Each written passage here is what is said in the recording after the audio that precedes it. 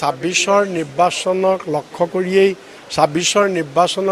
কৰিয়েই তেখেতসকল আহিছে।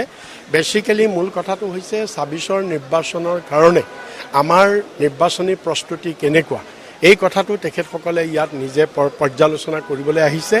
আৰু এইবাৰ AICCয়ে অসমৰ যিটো ছাব্বিছৰ বিধানসভা নিৰ্বাচন সৰ্বাধিক গুৰুত্ব আৰোপ কৰিছে। আজি 8 মাহ বাকী থকাৰ আগৰে পৰা তেখেতসকলে ইলেকশ্যন মুডত আহি গৈছে।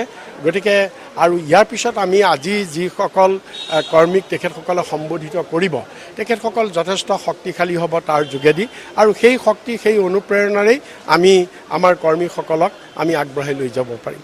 হিমন্ত বিশ্বৰ কথাহে, হিমন্ত বিশ্ব মুখ্যমন্ত্ৰীৰ তেওঁতো হতাশাত ভুগি আছে। তেওঁ হতাশাত ভুগি তেওঁ যি টি আবুল তাবুল বলকি আছে। তেওঁ জানে ৰাহুল গান্ধী পাৰ্চনেলিটো হৰা নাইকিয়া।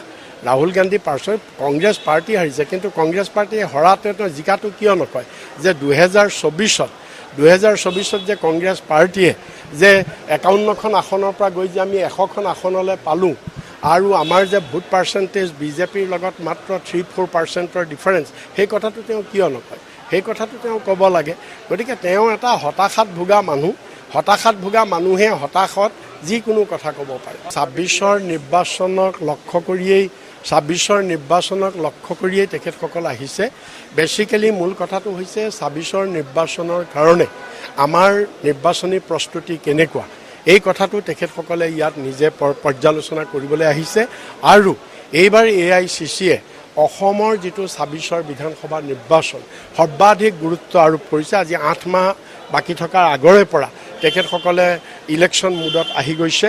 গতিকে আৰু ইয়াৰ পিছত আমি আজি যিসকল কৰ্মীক তেখেতসকলে সম্বোধিত কৰিব তেখেতসকল যথেষ্ট শক্তিশালী হ'ব তাৰ যোগেদি, আৰু সেই শক্তি সেই অনুপ্ৰেৰণাৰেই আমি আমাৰ কৰ্মীসকলক আমি আগবঢ়াই লৈ যাব পাৰিম।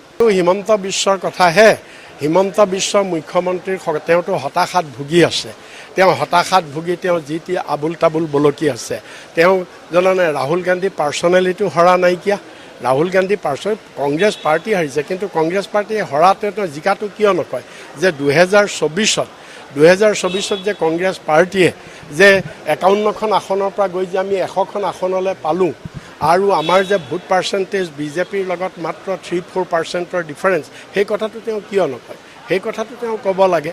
গতিকে তেওঁ এটা হতাশাত ভোগা মানুহে হতাশত যিকোনো কথা ক'ব পাৰে। ছাব্বিছৰ নিৰ্বাচনক লক্ষ্য কৰিয়েই তেখেতসকল আহিছে।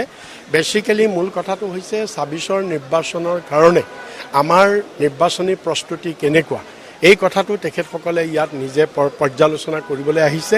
আৰু এইবাৰ AICCয়ে অসমৰ যিটো ছাব্বিছৰ বিধানসভা নিৰ্বাচন সৰ্বাধিক গুৰুত্ব আৰোপ কৰিছে। আজি 8 মাহ বাকী থকাৰ আগৰে পৰা তেখেতসকলে ইলেকশ্যন মুডত আহি গৈছে। গতিকে আৰু ইয়াৰ পিছত আমি আজি যিসকল কৰ্মীক তেখেতসকলে সম্বোধিত কৰিব তেখেতসকল যথেষ্ট শক্তিশালী হ'ব তাৰ যোগেদি, আৰু সেই শক্তি সেই অনুপ্ৰেৰণাৰেই আমি আমাৰ কৰ্মীসকলক আমি আগবঢ়াই লৈ যাব পাৰিম। হিমন্ত বিশ্বৰ কথাহে, হিমন্ত বিশ্ব মুখ্যমন্ত্ৰীৰ তেওঁতো হতাশাত ভুগি আছে। তেওঁ হতাশাত ভুগি তেওঁ যি টি আবুল তাবুল বলকি আছে। তেওঁ জানে ৰাহুল গান্ধী পাৰ্চনেলিটো হৰা নাইকিয়া।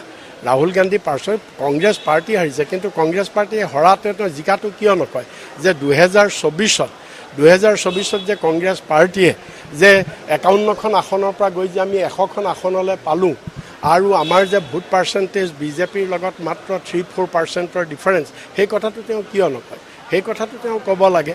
গতিকে তেওঁ এটা হতাশাত ভোগা মানুহে হতাশত যিকোনো কথা ক'ব পাৰে।